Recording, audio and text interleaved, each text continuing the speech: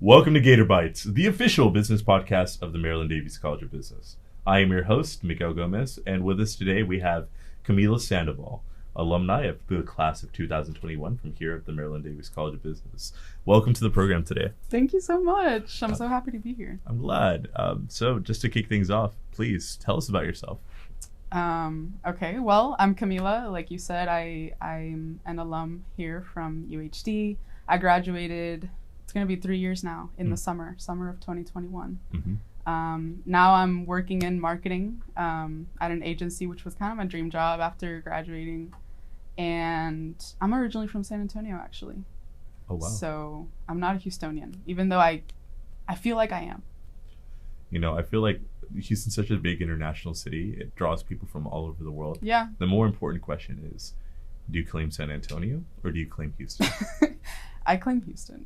That's what's up. Yes. No.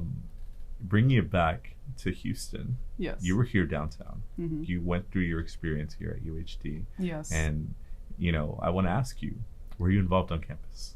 Yes, I was very involved on campus. I miss it a lot. There was just a lot of energy, like when you're involved with the organizations and such. So I think my main thing is I was president with AMA here. But I didn't start that way. I actually learned about AMA from FMA. I was an FMA member my first semester here. Plot twist. And then, and then I didn't know about AMA, and somebody heard me say I was a marketing major. So they came up to me and they were like, hey, do you know about AMA, blah, blah, blah. So that's how I became involved. Long story short, I became vice president and then president. And I was also involved in SGA and Council of Organizations. So as much as I claim home to like the College of Business, I was also at main campus a lot. So yeah, both of them dear to my heart. I was very involved. I think that's just something that's been a common theme through a lot of the interviews that I've done with alumni and students this semester. Is that the just getting involved part is sort of like when you begin to come out of your shell and you begin to sort of step into your own as like who you are. Yeah, exactly. You find who you are because you find people and like you go through experiences, and at least for me, like it really shaped who I became like once I graduated.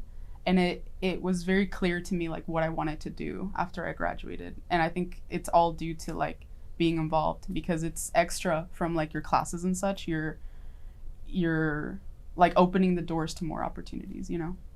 That's so amazing. Yeah. Especially going back to some interactions that we've had in the past.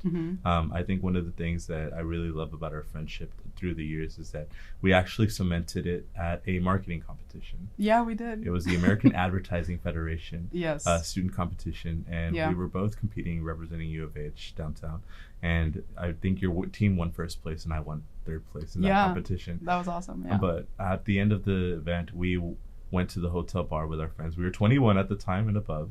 Yes, we were. And we cheers our champagne flutes, and I think that's sort of how our friendship blossomed from there. I think so. Yeah, that was a lot of fun. We went to AAF competition, but it was through AMA. I remember Dr. Pointer like made that possible for us, so shout out Dr. Pointer. And yeah, that basically solidified our friendship. Fun fact, we're really good friends. No, we're trying not to giggle a lot while we're on the couch today. No, but on a serious note, I want to ask you, you know, fast forward to you've graduated. You're now working in the digital marketing space. Yeah. Walk me through your day-to-day working in your work as a digital marketer, and what is it like to be at an agency? That is a loaded answer. It's going to be a loaded answer. I think the day-to-day at an agency, I think just varies, like depending on, because at the end it's an agency, but it's a company like every other company. So like culture and people affects your experience there. But just talking in broader terms, I think it also depends on if it's a large agency or a smaller one. I've gotten to work at both types. Right now I'm at a small agency and I wear many, many hats, a lot more than I did at the larger agency because there's more of a structure at a larger agency. Your role is more defined and you kind of like stay in your lane more. And so you know who to go to when you need something. And now at my role, it's literally 5 of us. So it's a really small agency. And you have to be very resourceful. Like you don't always have someone to ask something if you don't know how to do it. Or if you have a question, like you don't have a superior that's like in the same department, or like a coworker in the same department that's been there maybe a year longer and you can ask them. So that's what's been different about my agency experience. But regardless, I think like to work at an agency, you have to be very resourceful and kind of ready to be like thrown in the trenches, because you're working with clients. So like you never know if something's going to come up. Like your day-to-day is very different. Today is very different from what yesterday was like, and tomorrow is going to be different from today. I just know that. So agency life is it's fun, but it's very fast-paced. You know, I think I've always enjoyed that about marketing, the fact that it's fast-paced, but you're also having to be creative in coming up with solutions. Yes, exactly. That's another way to like use your creativity, right? Like a lot of times in marketing, people think it's just a creative role. But that's not true. Like that's true for like graphic designers or like creative marketers, like in that space. But I think on the other side of your more tactical and strategic, you still, like you said, need that creativity, because it's a lot of problem solving, and a lot of times it's not going to be like, oh, there's a solution for that already. No, you have to find it. So I have to ask you, it sounds like you're used to coming up with solutions on a day-to-day basis that are creative. Tell me about one of your most memorable client projects that you've worked on in the marketing space. Oh, wow.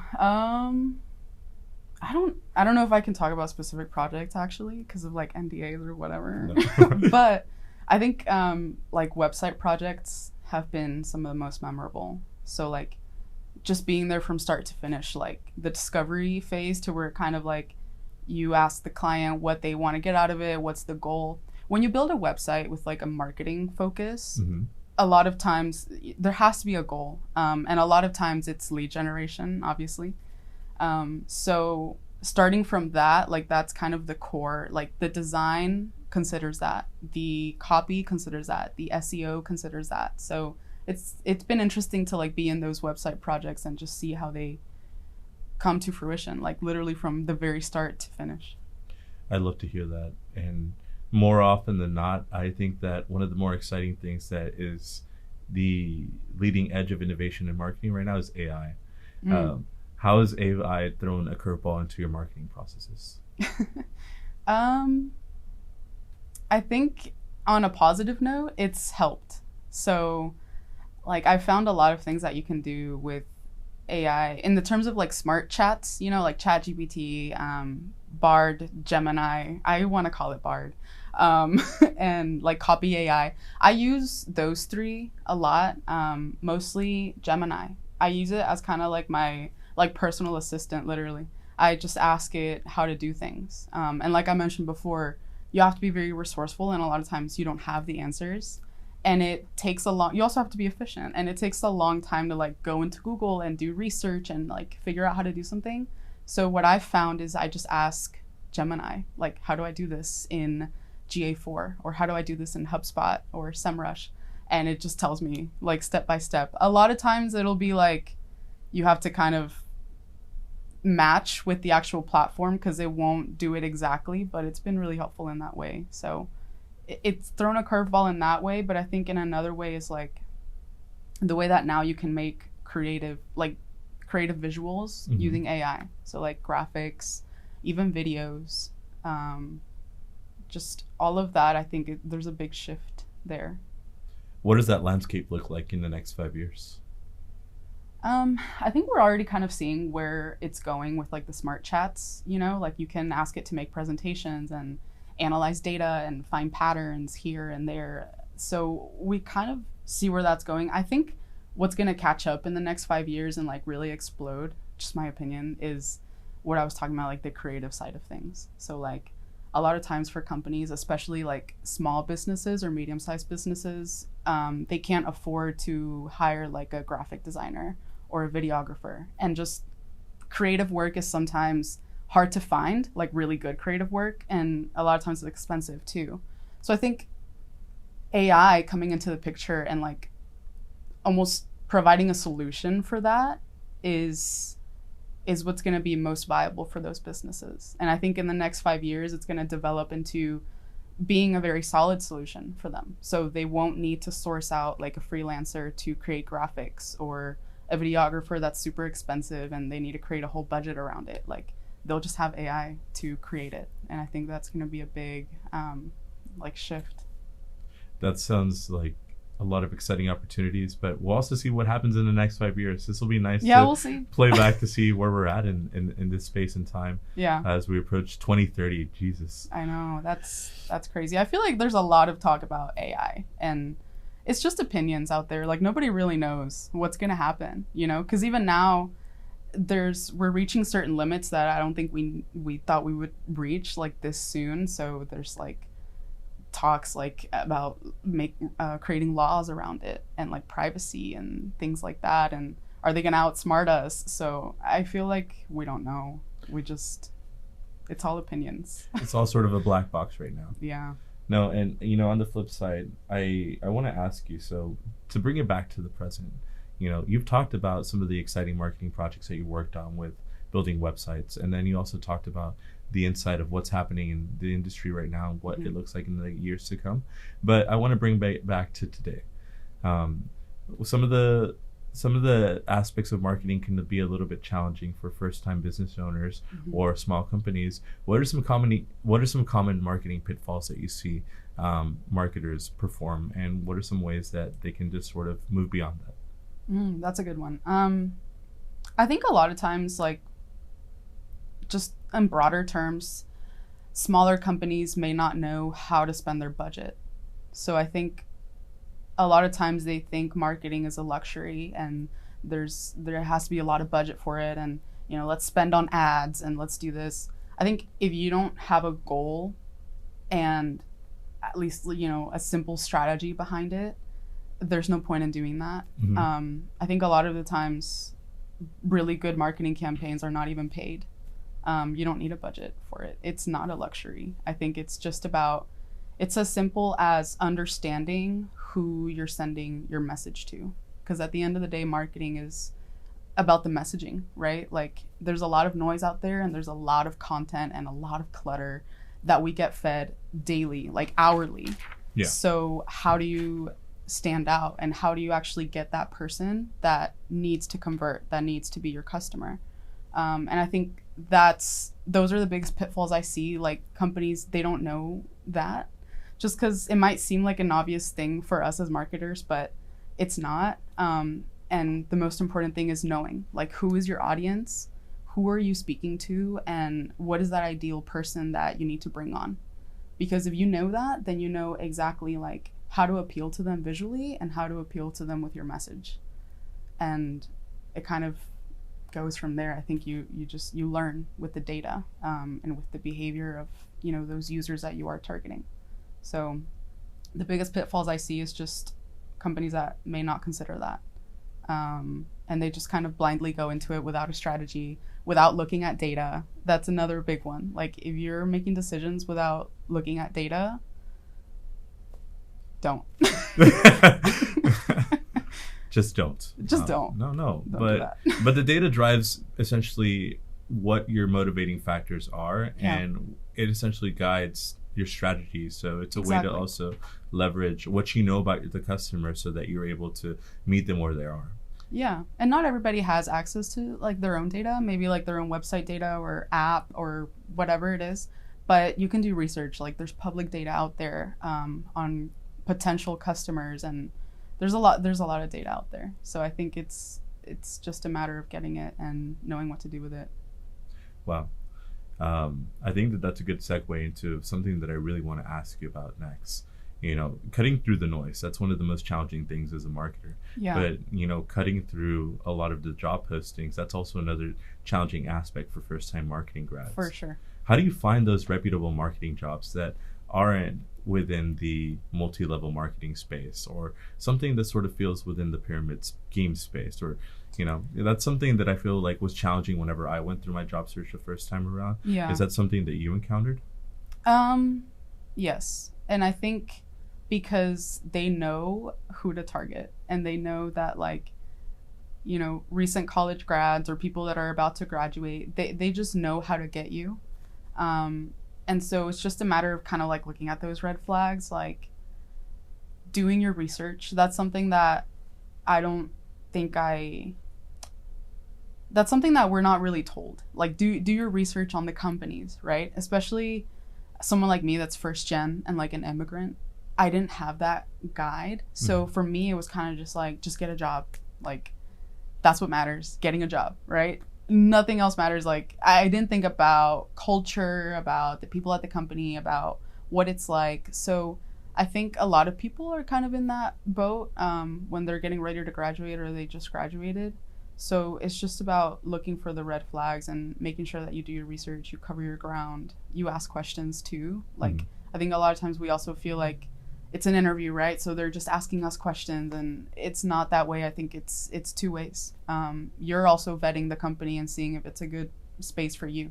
So you can always get as far as until you say yes and you accept the offer, right? So just go as far as you need to figure out what you need to know, and look for those red flags. I think that's really important. Is there any job search boards that you use, something that's reputable from your time at AMA? Well, AMA has a job board, and I think it's very reputable. Job boards that kind of require companies to actually pay to be on them, I think are the most trustworthy. And AMA's is that way. So companies that are on that job board, they have to pay to be there. And that's how you know they're serious, right? Because they're paying money to actually like recruit a candidate. So that's, I think, number one, that's like a safe way to know they're reputable. Number two is just if you see a job that is interesting to you and, research the company, like Google the company. And if you don't see anything pop up with like a Facebook page for them or like a LinkedIn or their like Google Maps thing, if you don't see anything pop up, like that's a big red flag. Don't go for it. I try to look at their social media and like see what they're like on there. If they have pictures about like their people and stuff, that's a bonus. Videos. So just like companies that have an online presence, I think at this point it's safe to say like, it's a pretty reputable company. If at this point your company doesn't have an online presence, I think it's just not trustworthy. And I think that's so important. You don't want to end up getting ghosted during the middle of your job search because you put your chips on this company that might not exist. But ultimately, it sounds like you understand how to navigate those pitfalls, and it just falls back mainly on just doing your research. Yeah, do your research. I know it's not the answer a lot of people want to hear, but there's no other way. You got to put in the time. You got it. Yeah, you got it. No, so you mentioned AMA Houston. You were actually the recipient of the Penny Todd Scholarship. Yeah, I was. Congratulations. Thank you. Can you please tell us a little bit about that experience, and why are scholarships so important for marketing students, and what are some ways that they can apply for this scholarship as well?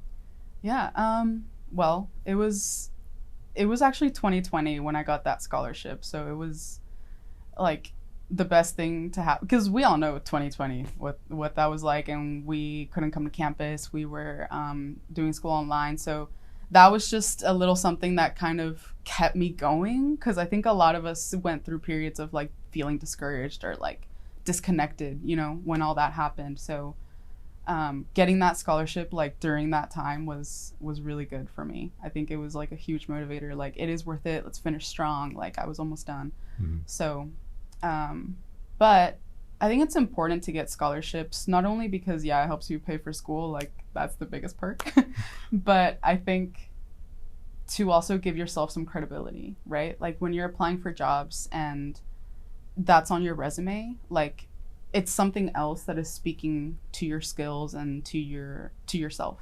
Instead of you just speaking for you, you kind of have like, hey, like I also got this, which means, I won above all these other candidates. So that says something about me.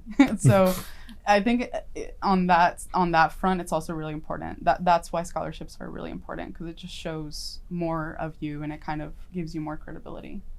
No, that's good to hear. And I also think back to not only the scholarship component, but also the getting involved on campus. Yeah. You were involved as AMA president. What impact did that have on you, and why are student orgs so important?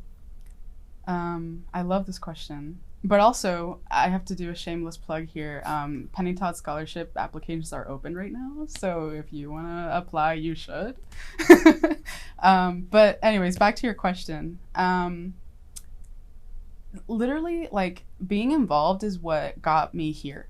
Like, that's why it's important. Like, you become part of a community, which I think is the most valuable thing. Because even if maybe, like, you can't go to all the events, and so you're like, it's not worth joining, like, I work 2 jobs, I don't even have time for this, because I knew a lot of people like that, and I know at UHD a lot of us are like that. You know, we're working our way through school and we're fighters. So I get that. I know that a lot of people don't have the luxury of time for it, but it doesn't matter. Like, just join, because even if you can't physically be there, like, you're becoming a part of a community that is going to be there for you, and it's going to support you, and it's going to help you. So even if you can't find a job, like, being part of the organization during your time in school, like, they will be the ones to help you get a job after. They'll be the ones, like, sharing your LinkedIn post that you're open to work. They'll be the ones looking out for other job opportunities.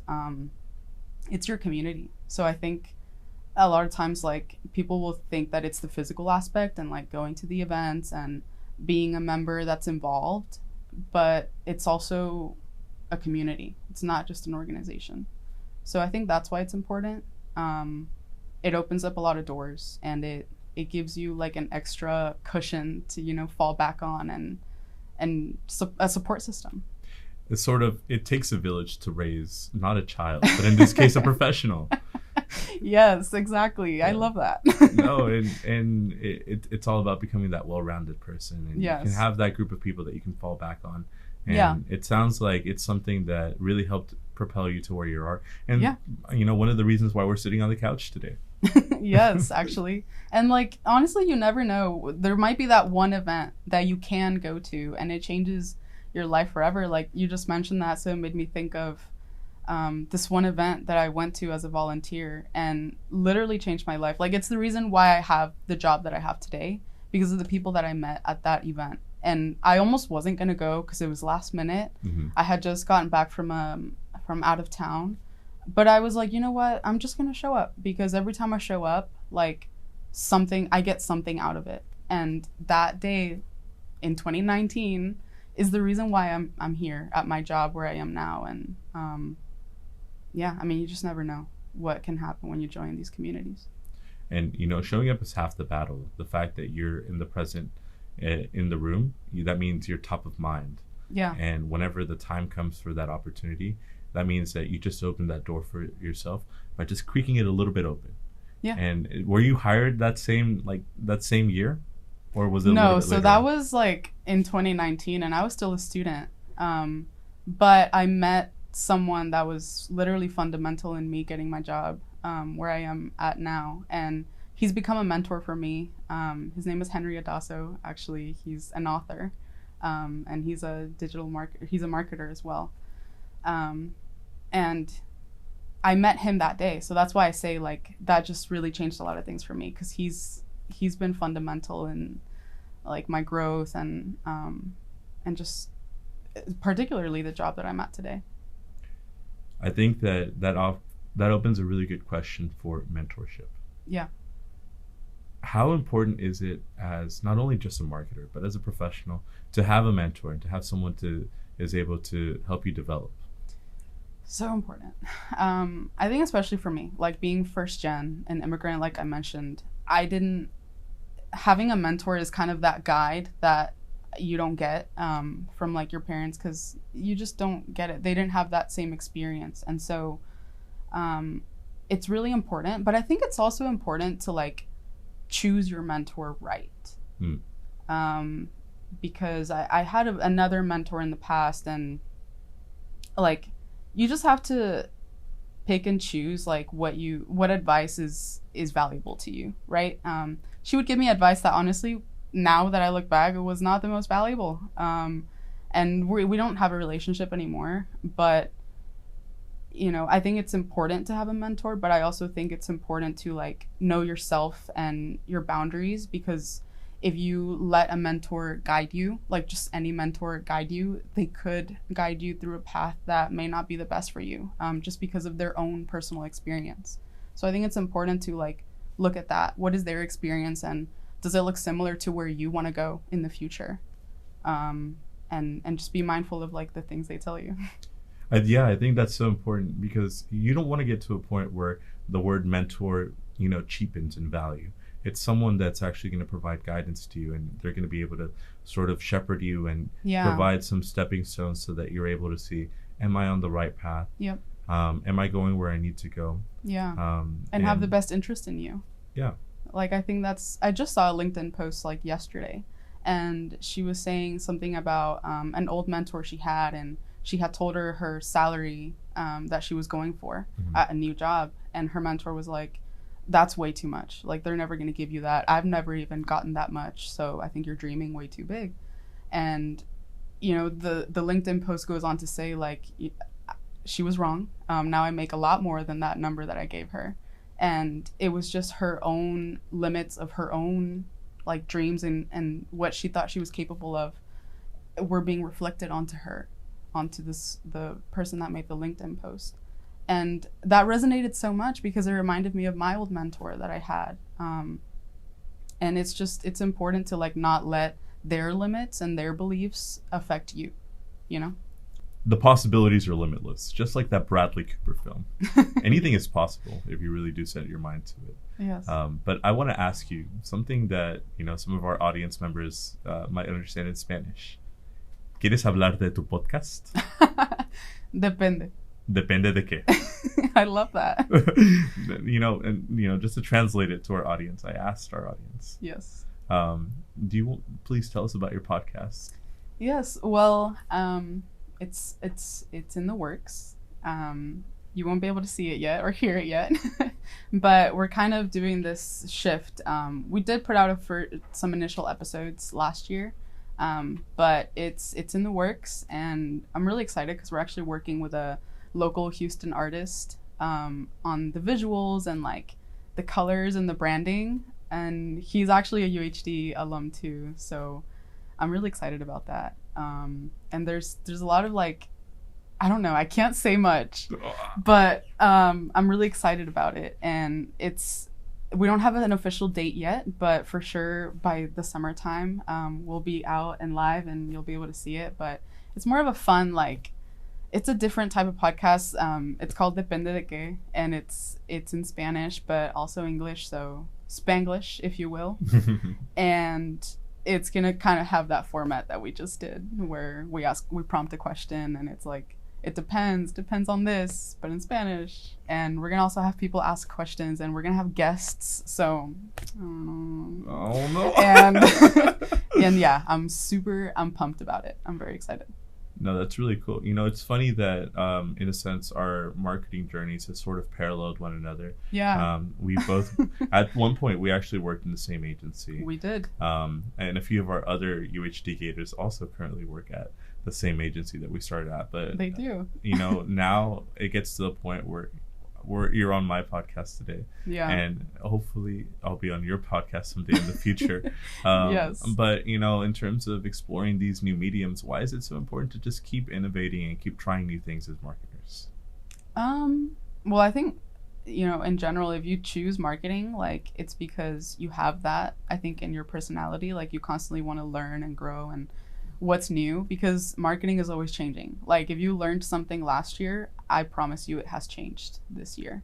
And that's why certificates, like a lot of times certificates for Google and stuff, they expire after a year because it changes. And so same thing with us. I think as creatives, it's important to have like those side like passion projects, and just a way to express your creativity without any boundaries, because you exercise like that muscle, and I think it's so important for continuing to grow and continuing to have new ideas and create new things. And what's the world without art? I love art, and I think art comes in a lot of shapes and forms. It's not just like the basic understanding that we have of art. Art is even things that we can't see and feel. So that's why I think it's important. Wow, that's incredible. I have to ask you, this is just something that I have as a marketer, but was there a piece of advertising or marketing that influenced your decision to go into marketing from a young age? Yeah. I mean, honestly, the reason I chose marketing is fashion, actually. I wanted a career in fashion, but long story short, yes. Also, Coca-Cola, like, very much inspired my interest in, like, marketing, because marketing is not advertising. But that's what we see, like, growing up, the commercials and stuff. So all that advertising for, like, Coca-Cola and, like, you know, the Coca-Cola polar bear and the way that their branding has evolved is so interesting to me. So that's always been, I've always been inspired by that. I love how they tug at the heartstrings with the little polar bear. I know, right? But you know, that's good to hear, because you know, now that you're in the field, things look different. I want to bring you back to day one. We're coming up on the end of our interview. Okay. But you know, I want to bring it back to the first season of Camila at UHD. Okay. What advice would you give to yourself? And essentially, you know, for any marketing grad who's scared or they're struggling right now to find their next opportunity, what would you tell them? I was in your shoes. So I would say there's nothing to fear. I think we instill our own fear, and there's nothing actually to fear. And for me, it was kind of just ripping the Band-Aid, and becoming involved. SGA was like my first thing. So I would say you're already here. Like, you're paying for school, or somehow, some way, like, you're investing into going to school, your time, your money, your energy. And I think you should just make the most of it, and not let that fear, like, take that away from you. Just become involved, like, find your people, find those communities, and it's okay. Like, you don't have to be the loudest person in the room. I'm definitely not. I would say I'm more of a shy person, like, especially when I'm initially, like, entering a new, like, situation. Yeah. Like, I'm not the most, like, hey, I'm Camila, and like, I'm not very much like that. So, but then I became super involved, and it was just a matter of, like, finding people that I did feel comfortable with, and showing up to those events, and, like, someone like you. And just having fun with it. Just have fun. Like, I miss it so much. And the most important thing I always say is, like, play your student card. Like, I wish I had it. I had my student card still, but I don't. It's gone. But what I mean is, like, when you go when you go to networking events, or, like, any event, play your student card. Like, I'm a student. I'm just here to learn. Like, ask questions, because people love that. Like, when I used to go to networking events that were, like, not at UHD, or, like, only students, and it was, like, adults, it was very scary. I would just play my student card and be like, oh, I'm a student at UHD and I'm studying marketing, and their, like, approach changes completely. They're like, oh, you're a student, and they, like, want to teach you everything, and they, like, want to tell you everything, and, like, take you under their wing. I'm being a little bit dramatic, but that's how their attitude is. So have fun with it. Like, play your student card, and make the most of your time, because it'll fly and you'll miss it. 2 years flew by just like that. I'm about to wrap up my MBA. Yeah, that's crazy. Yeah. But just to wrap up, in a sense, going back to what you're saying, the real imposter syndrome is the fear within us. Yes. That's the imposter. Yes. Because we have what it takes to do it. It just takes a little bit of luck, a little bit of courage, and just to play the student card a little bit too. Yeah, no luck. I would say just, like, courage, like you said. And like you also said, we're limitless. So just knowing that and actually believing it. What are we doing in 2024? We're being limitless. We're shattering those ceilings. Well, thank you so much for coming onto the program today, Camila. This has been Gator Bytes, the official business podcast of the Maryland Davies College of Business. Remember to follow us on our social media channels, and don't forget to take a bite out of business, and we'll see you later, Gators.